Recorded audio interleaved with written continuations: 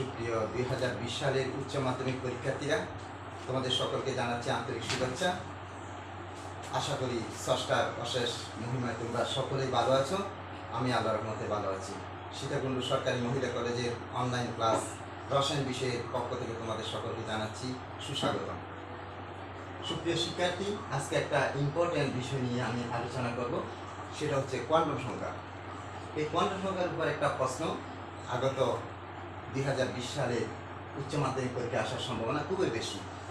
কাজে কোয়ান্টাম সংখ্যা সম্পর্কে আমাদের জানতে হলে আমরা বিশেষ করে প্রথমে বলবো যে একটা পরমাণু, একটা নির্দিষ্ট ইলেকট্রন সাধারণত যে নিউক্লিয়াসের চতুর্দিকে অনবরত ঘূর্ণমান অবস্থায় আছে, সেটি কোন শক্তি স্তরে অবস্থিত, এটা সাধারণত আকার আকৃতি কীরকম, এটা ত্রিমাত্রিক অঞ্চলে দিক বিন্যাস, এবং এই ইলেকট্রনটা ঘড়ির কাঁটার দিকে ঘুরে না বিপরীত দিকে ঘুরে ইত্যাদি সম্পর্কে আমরা 4টি রাশির উপর ভিত্তি করে জানতে পারি, যে রাশিগুলোকে সাধারণত আমরা একত্রিতভাবে বলতে পারি কোয়ান্টাম সংখ্যা। এই কোয়ান্টাম সংখ্যাকে সাধারণত আমরা 4 ভাগে ভাগ করতে পারি। একটা হচ্ছে যে প্রধান কোয়ান্টাম সংখ্যা, একটা হচ্ছে সহকারী কোয়ান্টাম সংখ্যা, একটা হচ্ছে চুম্বকীয় কোয়ান্টাম সংখ্যা, আর একটা হচ্ছে যে ঘূর্ণন কোয়ান্টাম সংখ্যা। সাধারণত প্রধান কোয়ান্টাম সংখ্যাকে সাধারণত n দ্বারা প্রকাশ করা হয়, সহকারী কোয়ান্টাম সংখ্যাকে s দ্বারা প্রকাশ করা হয়, চুম্বকীয় কোয়ান্টাম সংখ্যাকে m দ্বারা প্রকাশ করা হয়, ঘূর্ণন কোয়ান্টাম সংখ্যাকে s দ্বারা প্রকাশ করা হয়।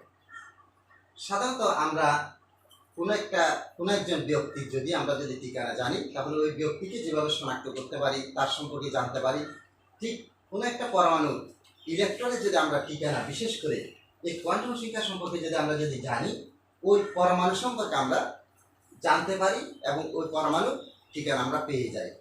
ঠিক একই রকমভাবে আমরা এই প্রধান কোয়ান্টাম সংখ্যা, সহকারী কোয়ান্টাম সংখ্যা, ম্যাগনেটিক কোয়ান্টাম সংখ্যা এবং স্পিন কোয়ান্টাম সংখ্যা যদি কোনো একটা পরমাণু এই 4টা কোয়ান্টাম সংখ্যা সম্পর্কে ধারণা পেয়ে থাকি, তাহলে পরমাণুকে আমরা সহজে শনাক্ত করতে পারি। যেমন প্রধান কোয়ান্টাম সংখ্যা আমরা কাকে বলবো, অর্থাৎ আমরা জানি যে কোনো একটা পরমাণুর নির্দিষ্ট একটা ইলেকট্রন কোন শক্তি স্তরে আছে, সেটা যার মাধ্যমে প্রকাশ করা হয় তাকে বলা হয় প্রধান কোয়ান্টাম সংখ্যা। যেমন মনে করো একটা ইলেকট্রনের শক্তি স্তর আমরা সাধারণত n দ্বারা প্রকাশ করি, এটাকে n দ্বারা প্রকাশ করি। সেখানে n = 1 যখন হবে, সেটা হবে প্রথম শক্তি স্তর, n = যখন 2 হবে, সেটা হবে দ্বিতীয় শক্তি স্তর, n = 3 হলে এটা হবে তৃতীয় শক্তি স্তর, n = 4 হলে সেটাকে আমরা বলি চতুর্থ শক্তি স্তর। অর্থাৎ এই প্রতিটা শক্তি স্তরে সর্বোচ্চ 2n² সংখ্যক ইলেকট্রন থাকে। এভাবে যদি আমরা হিসাব করি, প্রথম শক্তি স্তরে সর্বোচ্চ 2টি ইলেকট্রন থাকতে পারে, দ্বিতীয় শক্তি স্তরে সর্বোচ্চ 8টা ইলেকট্রন থাকতে পারে, তৃতীয় শক্তি স্তরে সর্বোচ্চ 18টি ইলেকট্রন থাকতে পারে, এবং চতুর্থ শক্তি স্তরে সর্বোচ্চ 32টি ইলেকট্রন থাকতে পারে। এইভাবে চলবে। এবং এই শক্তি স্তরগুলো সাধারণত এক একটা অরবিট বলতে আমরা কি বুঝি, যে নিউক্লিয়াসের চতুর্দিকে যে কতগুলো বৃত্তাকার কক্ষপথ আছে, এই কক্ষপথগুলোকে সাধারণত আমরা অরবিট বলে থাকি। অর্থাৎ এই যে পরমাণু নিউক্লিয়াসের চতুর্দিকে বৃত্তাকার কতগুলো কক্ষপথ আছে, এই কক্ষপথগুলোকে সাধারণত আমরা অরবিট বলি। এগুলো এক একটা হচ্ছে শক্তি স্তর বা কক্ষপথ বা অরবিট বা কোলক, এদেরকে সাধারণত আমরা এভাবে বলতে পারি। এবং এদেরকে সাধারণত নির্দিষ্ট কতগুলো শেলে নামকরণ করা হয়। যেমন n = 1 হলে সেটা হচ্ছে ক্যাশ শেল, n = 2 হলে সেটা হচ্ছে অ্যাল শেল, n = 3 হলে সেটা হচ্ছে অ্যাম শেল, n = 4 হলে সেটা হচ্ছে অ্যান শেল। এভাবে মনে করো সাধারণত আমরা যদি 118টি যে মৌল আছে, 118টি মৌলিক পদার্থ আছে, তাদের ইলেকট্রন কনফিগারেশন যদি আমরা দেখাতে চাই, তাহলে আমাদেরকে এখানে 7টা শক্তি স্তর ব্যবহৃত হবে, যেগুলোকে আমরা বলে থাকি K, L, M, N, O, P, Q, এই সমস্ত শেলে বিভক্ত করতে পারি। এগুলো সাধারণত আমরা প্রধান কোয়ান্টাম সংখ্যার মাধ্যমে জানতে পারি, যে শক্তি স্তর সম্পর্কে ধারণা পাই, তাদের কক্ষপথ সম্পর্কে ধারণা পেয়ে থাকি, এবং কক্ষপথে ইলেকট্রন সংখ্যা সম্পর্কে ধারণা পেয়ে থাকি, এবং কক্ষপথে যে নির্দিষ্ট কতগুলো শেলে বিভক্ত করা হলো সে শেল সম্পর্কে আমরা ধারণা পেয়ে থাকি। এটা হচ্ছে প্রধান কোয়ান্টাম সংখ্যার উপর আলোচনা। এরপর আসো সহকারী কোয়ান্টাম সংখ্যা আমরা কাকে বলবো। সহকারী কোয়ান্টাম সংখ্যা হচ্ছে আসলে কোনো একটা পরমাণু, নির্দিষ্ট পরমাণুর যে শক্তি স্তর আছে, ওই শক্তি স্তরগুলোতে কয়টি উপস্তর আছে, এই সম্পর্কে যার মাধ্যমে আমরা ধারণাটা পাবো, সেটাকে আমরা সাধারণত বলে থাকি সহকারী কোয়ান্টাম সংখ্যা। সহকারী কোয়ান্টাম সংখ্যা সাধারণত আমরা এল দ্বারা প্রকাশ করি এবং এই এল এর মানটা হবে 0 থেকে n-1 পর্যন্ত n-1 পর্যন্ত।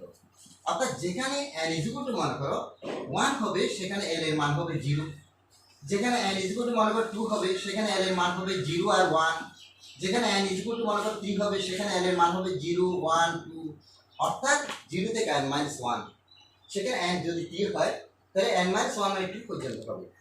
এগুলো হচ্ছে এক একটি উপস্তর। তাহলে এখানে কয়টা উপস্তর থাকবে? একটি উপস্তর থাকে, উপশক্তি স্তর বা উপস্তর থাকে।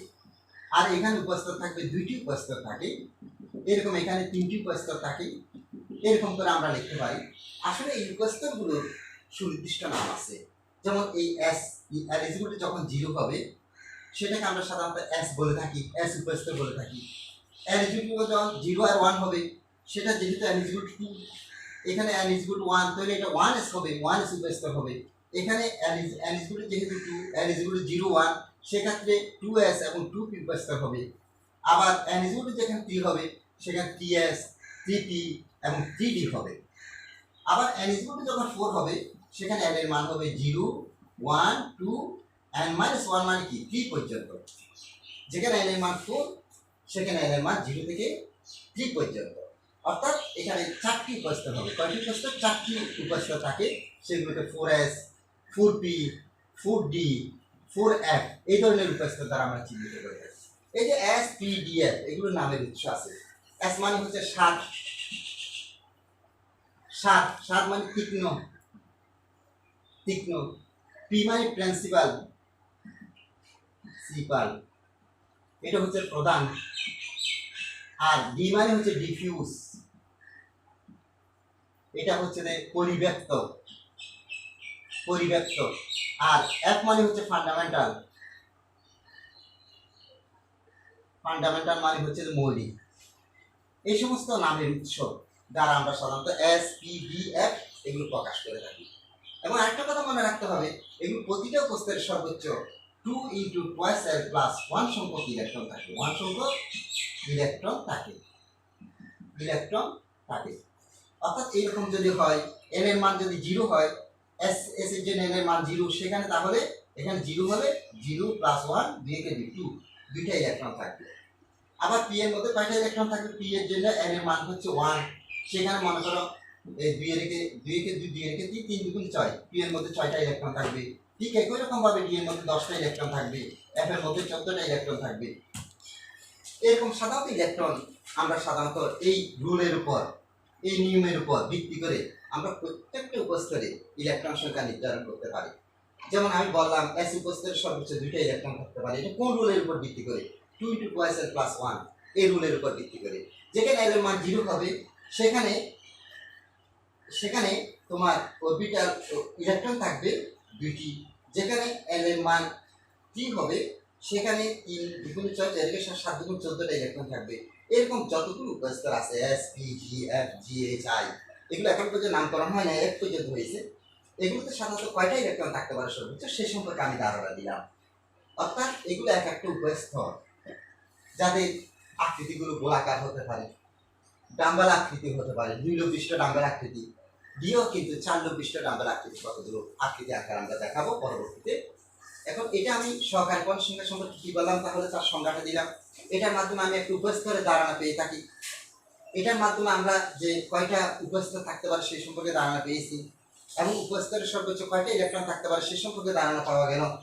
তাহলে এই সাধারণত আমরা এই সহকারী কোয়ান্টাম সংখ্যার মাধ্যমে কোন একটা পরমাণুর আকার আকৃতি সম্পর্কে ধারণা পেয়ে থাকি। সুপ্রিয় শিক্ষার্থী, এখন অনেক সময় এখানে প্রশ্ন হয় যে মনে করো এখানে আমি বললাম যে 3s 3p 3d আছে, 3f এর অস্তিত্ব নেই কেন? আবার এখানে 2d এর অস্তিত্ব নেই কেন? আবার এখানে 1p এর অস্তিত্ব নেই কেন? 1p এর অস্তিত্ব নেই কেন? 1s আছে। 2d এর অস্তিত্ব নাই, 2s আর 2p আছে। 3f এর অস্তিত্ব নাই, 3s 3p 3d 3d পর্যন্ত আছে, 3f এর অস্তিত্ব নাই। কেন নাই সেই সম্পর্কে যদি আমরা জানতে চাই, মনে করো আমি এটা সম্পর্কে বলি, এটা অসম্ভব কেন বা এর অস্তিত্ব নেই কেন, 3f এর মনে করো উপস্থিতির অস্তিত্ব নেই বা এটা সম্ভব নয় কেন, সে সম্পর্কে যদি জানতে চাওয়া হয় তাহলে এখানে আমরা জানি প্রধান কোয়ান্টাম সংখ্যা n এর মান হচ্ছে 3। তাহলে n এর মানটা কি হবে? এখানে n এর মান হবে 0 1 2 2 পর্যন্ত হবে। তাহলে এখানে আমরা বুঝতেছি 3s এর অস্তিত্ব আছে, 3p এর অস্তিত্ব আছে, 3d এর অস্তিত্ব আছে, অর্থাৎ 3f এর অস্তিত্ব থাকতে পারবে না। 3f এর অস্তিত্ব যদি থাকতে হয় l এর মান 3 হতে হবে। l এর মান যেহেতু l এর মান 3, সেখানে l এর মান কখনো 3 হতে পারে না। আবার তোমাকে যদি বলা হয় 3d এর অস্তিত্ব আছে কেন বা সম্ভব কেন, সেটা কেন ব্যাখ্যা করো। আবার বলবো এটা অসম্ভব কেন ব্যাখ্যা করো। অসম্ভব কেন তার ব্যাখ্যা এখন আমি দিলাম, সম্ভব কেন তার ব্যাখ্যা ঠিক একরকম ভাবে আমরা দেব যে n এর মান যেখানে 3, সেখানে n এর মান 0, 1, 2 হতে পারে হবে, এবং 0, 1, 2, 0, 1, 2 যখন হবে সেখানে 3s, 3p, 3d এদের অস্তিত্ব আছে এবং এগুলো এই সমস্ত উপস্থিত সম্ভব, এটা আমরা ব্যাখ্যা করতে পারি। আচ্ছা, এবং আর আমরা বললাম যে প্রতিটা উপস্তরে কয়টা ইলেকট্রন থাকবে সেটা কোন রুলের মাধ্যমে প্রকাশ করা হয়, 2 × 2s + 1 এই রুলের মাধ্যমে প্রকাশ করা হয়। সুপ্রিয় শিক্ষার্থী, এরপর আমি পড়াবো ম্যাগনেটিক কোয়ান্টাম সংখ্যা। ম্যাগনেটিক কোয়ান্টাম সংখ্যা হচ্ছে ম্যাগনেটিক কোয়ান্টাম সংখ্যা বা চুম্বকীয় কোয়ান্টাম সংখ্যা। ম্যাগনেটিক কোয়ান্টাম সংখ্যা, ম্যাগনেটিক কোয়ান্টাম সংখ্যা আমরা কাকে বলবো? আমরা জানি আসলে পরমাণু নিউক্লিয়াসে প্রোটন থাকে। প্রোটন হচ্ছে ধনাত্মক চার্জযুক্ত এবং ইলেকট্রন হচ্ছে ঋণাত্মক চার্জযুক্ত, এবং এই প্রোটন এবং ইলেকট্রনগুলো সমানে যখন একত্রিত হবে তখন সেখানে চুম্বক ক্ষেত্র সৃষ্টি হবে। এই চুম্বক ক্ষেত্র সৃষ্টির মাধ্যমে সেখানে ত্রিমাত্রিক অঞ্চলে দিক বিন্যাস সৃষ্টি হবে। অর্থাৎ এখানে দেখা যাবে যে কতগুলো অরবিটাল সৃষ্টি হবে। এই অরবিটালগুলো আমরা যার মাধ্যমে পাবো, যে কোয়ান্টাম সংখ্যার মাধ্যমে প্রকাশ করব, সাধারণত এদেরকে আমরা ম্যাগনেটিক কোয়ান্টাম সংখ্যা বলে থাকি। যেমন আমরা জানি এই ম্যাগনেটিক কোয়ান্টাম সংখ্যাকে আমরা m দ্বারা প্রকাশ করি, এবং এই m এর মানটা হবে 0 থেকে +-l পর্যন্ত। +-l এখানে ধনাত্মক চার্জযুক্ত সংখ্যা আসবে, ঋণাত্মক চার্জযুক্ত সংখ্যা আসবে। যেখানে মনে করো l এর মান মনে করো 0 হবে, সেখানে m এর মান অবশ্যই 0 হবে। যেখানে l এর মান মনে করো 1 হবে, সেখানে m এর মান হবে 0 থেকে +-1, অর্থাৎ আমরা লিখতে পারি -1, 0, +1। এবার আমরা লিখতে পারি। আবার যেখানে মনে করো l এর মান মনে করো 2 হবে, সেখানে m এর মান হবে 0 থেকে +-2, অর্থাৎ -2, -1, 0, +1, +2। এবার আমরা লিখতে পারি। এগুলো এক একটা হচ্ছে যে ম্যাগনেটিক কোয়ান্টাম সংখ্যা এবং এক একটা অরবিটাল। এবং এখানে আমরা জানি এটা যেহেতু সেখানে m = 0, সেখানে শুধুমাত্র s অরবিটালের হবে, আর কোনো অরবিটাল হবে না। যেখানে মনে করো এই ধরনের হবে -1, 0, +1, এখানে px অরবিটাল আছে, py অরবিটাল আছে এবং pz অরবিটাল আছে, এই তিনটে অরবিটাল আছে। ঠিক একই রকম n এর মান যেখানে 2 হবে, সেখানে dz² অরবিটাল আছে, dx² - y² অরবিটাল আছে, dxy অরবিটাল আছে, dyz অরবিটাল আছে, dzx অরবিটাল আছে, 5টা অরবিটাল আছে। অর্থাৎ কোন একটা মনে করো উপস্তরে কয়টি অরবিটাল আছে, এটা আমরা সাধারণত ম্যাগনেটিক কোয়ান্টাম সংখ্যার মাধ্যমে আমরা তার ধারণাটা পেয়ে থাকি। তাহলে সুপ্রিয় শিক্ষার্থী, একটা কনফার্ম হয়ে গেলাম যে ম্যাগনেটিক কোয়ান্টাম সংখ্যার মাধ্যমে আমরা অরবিটাল সম্পর্কে একটা ধারণা পাই, এবং কয়টা অরবিটাল থাকবে একটা উপস্তরে সে সম্পর্কে আমরা ধারণা পেয়ে যাই, এবং আমরা উপস্তর কয়টা থাকবে সেটা একটা রুলের মাধ্যমে আমরা ব্যাখ্যা করতে পারি। 2l + 1 সংখ্যক অরবিটাল থাকবে, অরবিটাল থাকে প্রতিটি ম্যাগনেটিক কোয়ান্টাম সংখ্যা, অর্থাৎ প্রতিটি ম্যাগনেটিক কোয়ান্টাম সংখ্যায়, অর্থাৎ বিশেষ করে 2l + 1 সংখ্যক অরবিটাল থাকে প্রতিটি উপস্তরে সর্বোচ্চ 2l + 1 সংখ্যক অরবিটাল থাকে উপস্তর। অর্থাৎ আমি যদি এখানে p উপস্তরের কথা বলি, p একটা উপস্তর, সেখানে l এর মান হচ্ছে 1। সেক্ষেত্রে l এর মান যদি 1 হয়, সেখানে অরবিটাল থাকবে তিনটে অরবিটাল থাকবে, যে তিনটে অরবিটালের নাম হচ্ছে 3টি p অরবিটাল থাকবে। এই 3টা p অরবিটালের নাম হচ্ছে px, py, pz।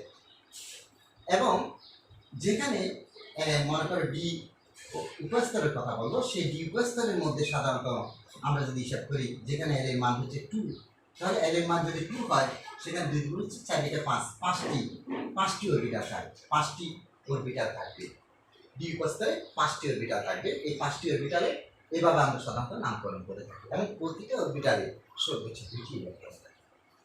দেখো এখানে অরবিট মানে এক একটা শক্তি স্তর, এক একটা বিশেষ করে শক্তি স্তর, অর্থাৎ এক একটা কক্ষপথ।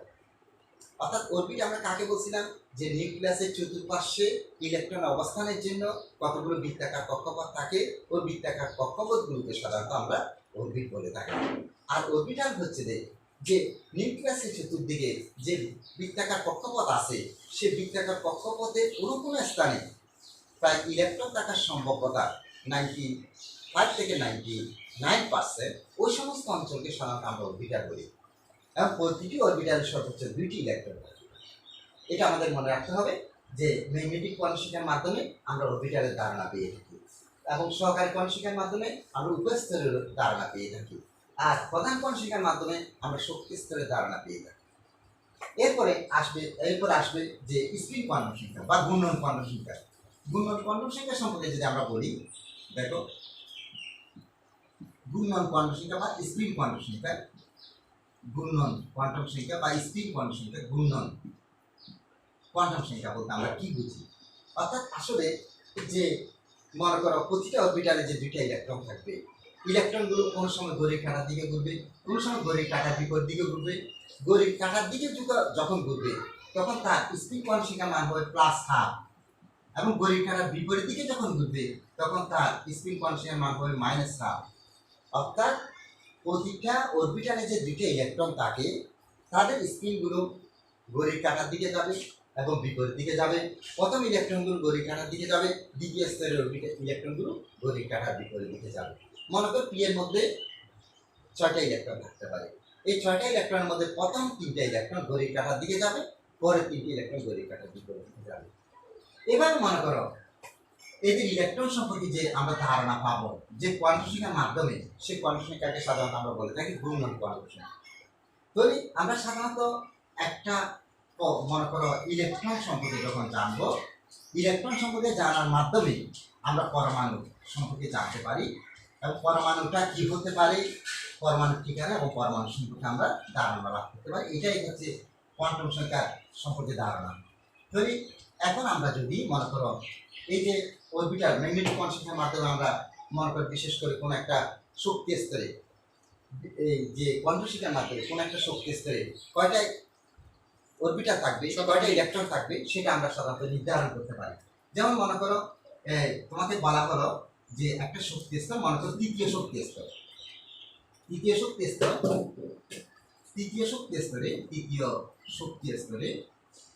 স্তরে অরবিটাল সংখ্যা নির্ণয় করো। মনে করো বললো উপস্তর, শক্তি স্তর, তারপর অরবিটাল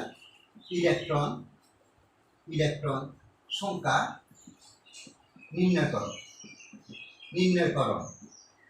তাহলে আমরা এটা একটা শক্তি স্তর, এটাতে কয়টা উপস্তর আছে, কয়টা অরবিটাল আছে, কয়টা ইলেকট্রন আছে, সে সম্পর্কে আমরা জানার জন্য একটা চক ব্যবহার করব।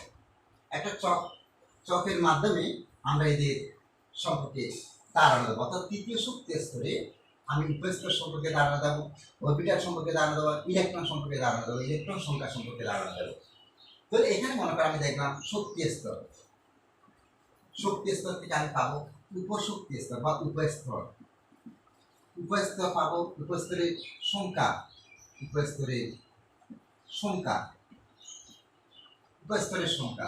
তারপর হচ্ছে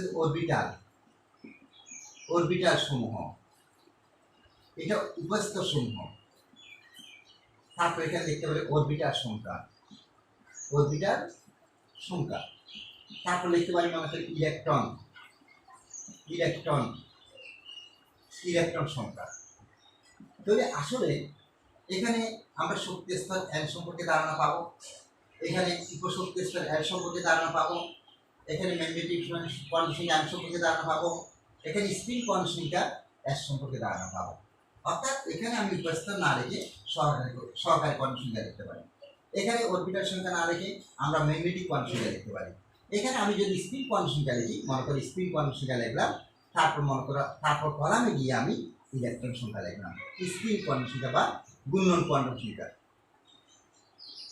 তারপর হচ্ছে ইলেকট্রন সংখ্যা।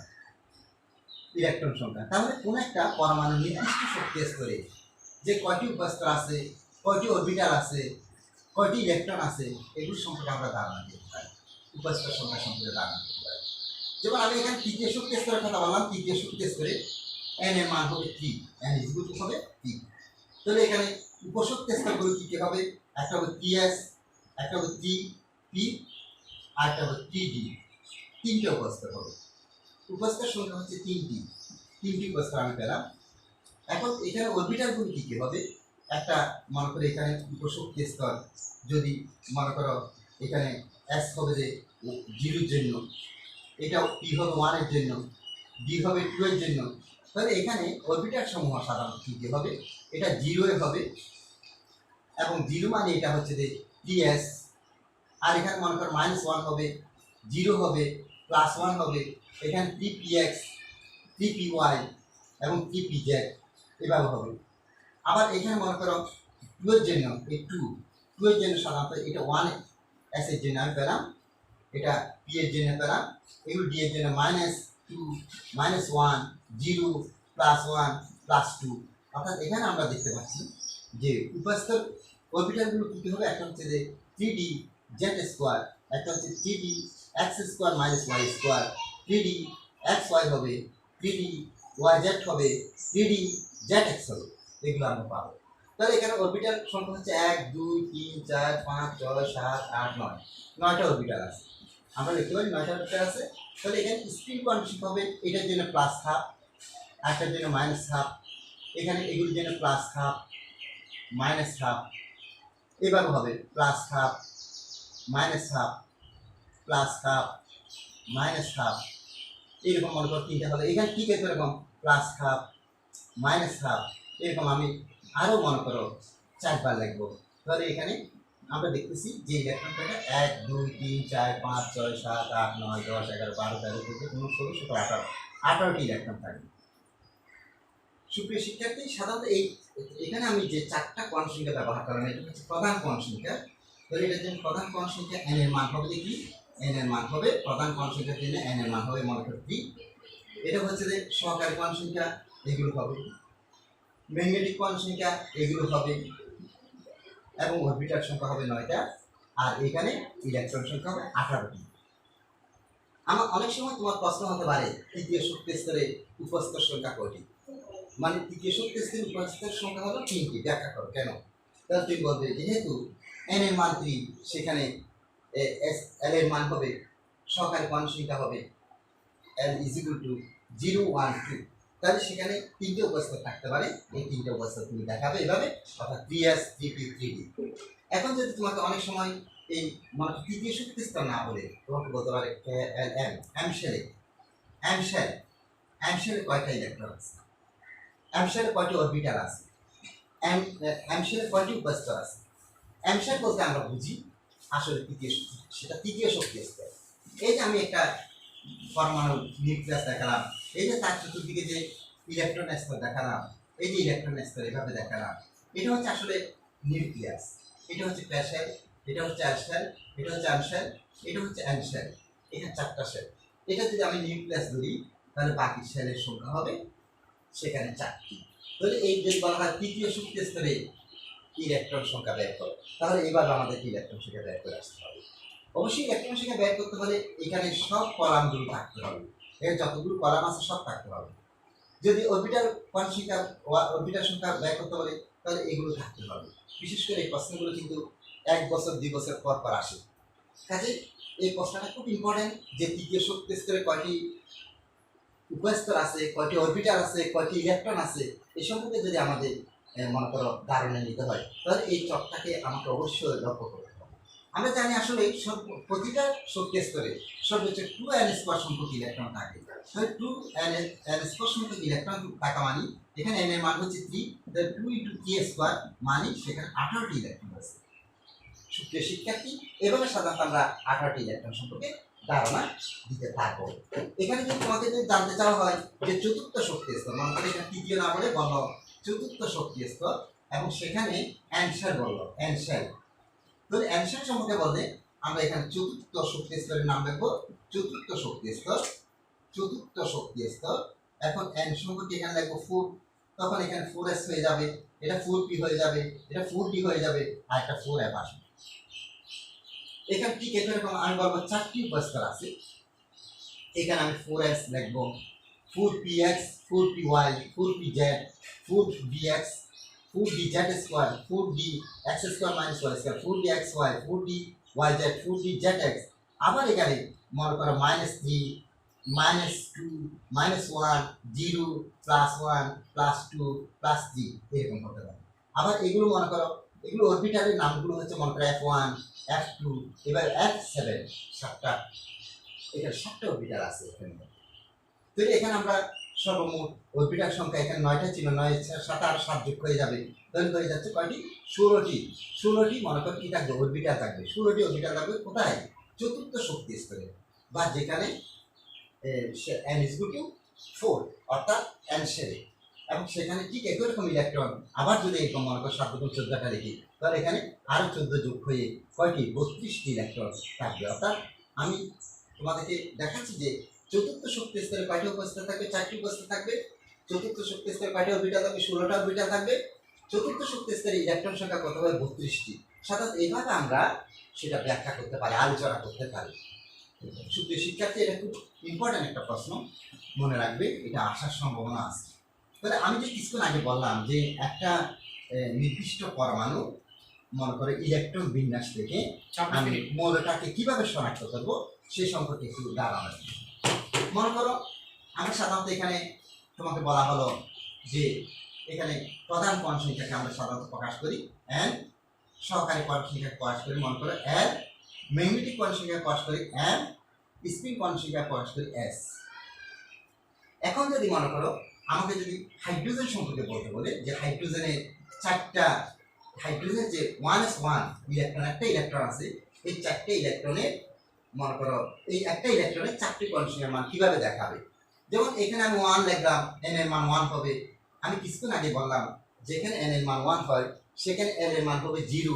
n এর মান যদি 0 হয় m এর মানও 0 হবে। m এর মান 0 যদি হয় এখানে আসলে ইলেকট্রন একটা প্লাস হাফ হবে। অর্থাৎ আমি বললাম যে যেখানে n is equal to 1 সেখানে n is equal to হচ্ছে 0। কেন 0? কারণ l এর মান হচ্ছে 0 থেকে n - 1, n - 1 মানে 1 - 1 মানে 0। তাহলে আবার বললাম m মানে কি? m মানে হচ্ছে 0 থেকে প্লাস মাইনাস l, তাহলে এখানে 0 হবে। s এর মান একটা ঘড়ির কাঁটার দিকে যাবে, যে স্পিনটা ঘড়ির কাঁটার দিকে যাবে সেটা হবে প্লাস হাফ, আর যেটা বিপরীত দিকে যাবে সেটা হবে মাইনাস হাফ। যদি হিলিয়ামের ক্ষেত্রে বলি, হিলিয়াম মানে এখানে হচ্ছে যে 2টা ইলেকট্রন, এটার মধ্যে একটা ইলেকট্রন, এটার ইলেকট্রন কনফিগারেশন হচ্ছে 1s2। এই 1 এর জন্য হবে 1, এই s এর জন্য হবে 0, এটাও 0 কিন্তু এটা মাইনাস হাফ। এবার আমরা লিখব, যদি আমি লিথিয়ামের ইলেকট্রন বিন্যাসের কথা বলি যে এখানে কি লিথিয়ামের জন্য হবে 1s2, 2s1, ঠিক এই 2s1 এর জন্য আমি 4টা কোয়ান্টাম সংখ্যার মান লিখবো। এখানে n এর মান হবে 2, l এর মান হবে 0, সেখানে m এর মান হবে 0, এখানে হবে প্লাস হাফ। এইভাবে সাধারণত আমরা লিখবো। ঠিক একই রকম ভাবে আমি যদি মনে করি নাইট্রোজেনের কথা বলি, নাইট্রোজেন 7, সেখানে দেখাবো যে 1s2, 2s2, 2p কত? 3।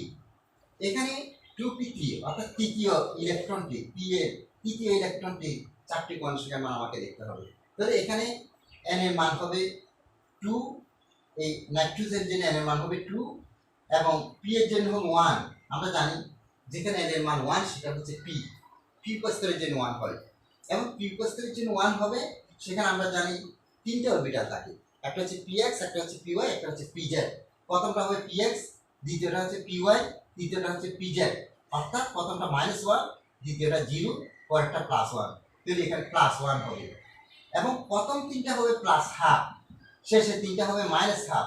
তাহলে প্রথম 3টার জন্য যেহেতু প্লাস হাফ, প্রথম 3টার মধ্যে এটা সীমাবদ্ধ, তাহলে এখানে প্লাস হাফ লিখবো। তাহলে এই যে 4টা কোণ সংখ্যার মান দেখে আমরা বলতে পারবো এটা নাইট্রোজেনের জন্য, এই 4টা কোণ সংখ্যা নাইট্রোজেন পরমাণু সর্বশেষ ইলেকট্রনের জন্য প্রযোজ্য। ঠিক একই রকম ভাবে যদি আমি মনে করো বলি যে মনে করো ফ্লোরিনের যখন আমি ইলেকট্রন বিন্যাস করবো আমি দেখবো যে 1s2, 2s2, 2p5, এখানে পঞ্চম ইলেকট্রন, অর্থাৎ p এর পঞ্চম ইলেকট্রন, ফ্লোরিনের এটা নবম ইলেকট্রন, অর্থাৎ পঞ্চম ইলেকট্রন, এই p এর পঞ্চম ইলেকট্রন অথবা ফ্লোরিনের নবম ইলেকট্রনটা চারটা কোয়ান্টিফিকের মান আমি লিখবো। যে এখানে হবে যে n এর মান n হবে যে মনে কর 2, এই জায়গার মধ্যে হবে 2, তারপর কেন 2p, অর্থাৎ প্রধান কোয়ান্টিফিকের মান হচ্ছে 2, সেই জন্য p এর জন্য হবে 1, এই সহকারী কোয়ান্টিফিকের জায়গায় হবে 1। আর এখানে তোমার মনে করো প্রথমটির জন্য -1, দ্বিতীয়টির জন্য 0, তৃতীয়টির জন্য +1, আবার চতুর্থটির জন্য -1, পঞ্চমটির জন্য 0, তাহলে এটা 0 হবে। এবং প্রথম তিনটার জন্য +1/2, শেষের তিনটার জন্য -1/2, তাহলে এখানে -1/2 হবে। অর্থাৎ এই চারটা কোয়ান্টিফিকের মান দেখে আমি বলবো যে এই মৌলটা ফ্লোরিন ছাড়া আর কিছু নয়। অর্থাৎ কোন একটা পরমাণু সর্বশেষ ইলেকট্রনটির চারটি কোয়ান্টিফিকের মান দেখানোর মাধ্যমে আমরা মৌলটার পরিচয় পেয়ে থাকি। মৌলটা পর্যায় সারণীর কোন স্থান আছে সেটা কিন্তু নির্ধারণ করবে যে যেটা ইলেকট্রন বিন্যাসের উপর, এটা অন্য ধারণা। কিন্তু আমরা মৌলটা চিনব কি দিয়ে? এই চারটা কোয়ান্টিক সংখ্যার, অর্থাৎ কোন একটা মৌলের যদি পরিচয় পেতে হয়, সেটাকে যদি শনাক্ত করতে হয়, আমাকে কোয়ান্টাম সংখ্যা সম্পর্কে ধারণা করতে হবে। প্রধান কোয়ান্টাম সংখ্যা সম্পর্কে, সহকারী, তার ম্যাগনেটিক কোয়ান্টাম সংখ্যা এবং স্পিন কোয়ান্টাম সংখ্যা, এই চারটা কোয়ান্টাম সংখ্যার মান যদি কোনো একটা পরমাণু পেয়ে থাকি, তাহলে পরমাণু সর্বশেষ শক্তি স্তরের যে সর্বশেষ ইলেকট্রনটি, এই চারটা কোয়ান্টাম সংখ্যার মানের মাধ্যমে আমরা মৌলটি ইলেকট্রন বিন্যাস করে সর্বশেষ ইলেকট্রন যে জায়গায় যাচ্ছে সেটার উপর ভিত্তি করে আমরা মৌলটাকে শনাক্ত করতে পারবো। সুপ্রিয় শিক্ষার্থী, তাহলে আজকে এতটুকু থাকুক। আমি এটার উপর একটা বাসার কাজ দেবো, সেই বাসার কাজটা তোমরা বাসায় বসে করবে, দেখবে যে ইজি হয়ে যাবে। এখানে মনে করো বাসার কাজটা আজকে তোমাদের সাথে আমার হচ্ছে 35তম অনলাইন ক্লাস। বাসার কাজ 35তম অনলাইন ক্লাস, কাজেই এটা উদ্দীপক নম্বর হবে 35, উদ্দীপক হবে 35 নম্বর উদ্দীপক। এখানে মনে করো আমি একটা মৌলে, মনে করো একটা মৌলে ইলেকট্রন কনফিগারেশন দিচ্ছি। মৌলটা মনে করো কোনো সুনির্দিষ্ট নয়, আসলে এখানে 2টা ইলেকট্রন দেখালাম, মনে করো এখানে 8টা ইলেকট্রন দেখালাম। তাহলে তুমি বুঝতেছো এই মৌলটা কি হতে পারে? এই মৌলটা হবে নিয়ন। নিয়ন মৌলের আমি ইলেকট্রন বিন্যাস দেখালাম। দেখার পর মনে করো আমি বলে দিচ্ছি, ক দিয়ে দিলাম, প্রশ্ন দিলাম যে অরবিট কি। অরবিট সম্পর্কে আমি ধারণা দিলাম, অরবিট কি, অর্থাৎ কোনো একটা পরমাণু নিউক্লিয়াসের চতুর্দিকে কতগুলো বৃত্তাকার কক্ষপথ থাকে, ওই বৃত্তাকার কক্ষপথ সমূহকে সাধারণত আমরা শক্তি স্তর বা অরবিট বলে থাকি। খ হচ্ছে যে ক হবে মনে করো 2D এর অস্তিত্ব নেই কেন, 2D এর অস্তিত্ব বা 2D সম্ভব নয় কেন, অস্তিত্ব নেই কেন বা 2D সম্ভব নয় কেন। গ দিয়ে আমি লিখব যে মনে করো উদ্দীপকে ইলেকট্রন কনফিগারেশন, ইলেকট্রন বিন্যাসটি, উদ্দীপকে পরবর্তী শক্তি স্তরে, উদ্দীপকে পরবর্তী শক্তি স্তরে অরবিটাল সংখ্যা এবং ইলেকট্রন সংখ্যা নির্ণয় করো। অরবিটাল সংখ্যা ও ইলেকট্রন সংখ্যা নির্ণয় করো। গ হচ্ছে যে উদ্দীপকে পরমাণুটি কোনো একটি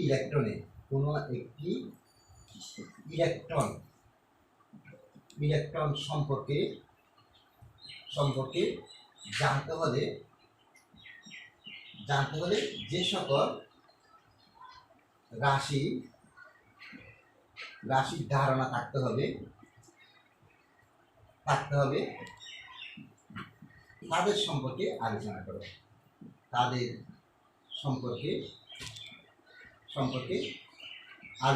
করো। অর্থাৎ অরবিট কি, 1 নম্বর 3D এর অস্তিত্ব নেই কেন, 2 উদ্দীপকের পরবর্তী শক্তিশালী ইলেকট্রন সংখ্যা, মনে করো অরবিটাল সংখ্যা, ইলেকট্রন সংখ্যা নির্ণয় করে কি, আর উদ্দীপকের পরমাণুটি কোনো একটি ইলেকট্রন সম্পর্কে জানতে হলে যে সকল রাশির ধারণা থাকতে হবে তাদের সম্পর্কে আলোচনা করো। অর্থাৎ এখানে 4টা রাশি, প্রধান কোয়ান্টাম সংখ্যা, সহকারী কোয়ান্টাম সংখ্যা, ম্যাগনেটিক কোয়ান্টাম সংখ্যা, স্পিন কোয়ান্টাম সংখ্যা, তাদের সম্পর্কে আলোচনা করতে হবে। সুপ্রিয় শিক্ষার্থী, তাহলে আজকে এতটুকু থাকুক। তোমরা সবাই ভালো থাকো, সুস্থ থাকো, নিরাপদে থাকো এবং সরকার কর্তৃক নির্ধারিত স্বাস্থ্যবিধি মেনে চলো, এই আশাবাদ ব্যক্ত করছি। সবাইকে আন্তরিক ধন্যবাদ। আল্লাহ হাফেজ।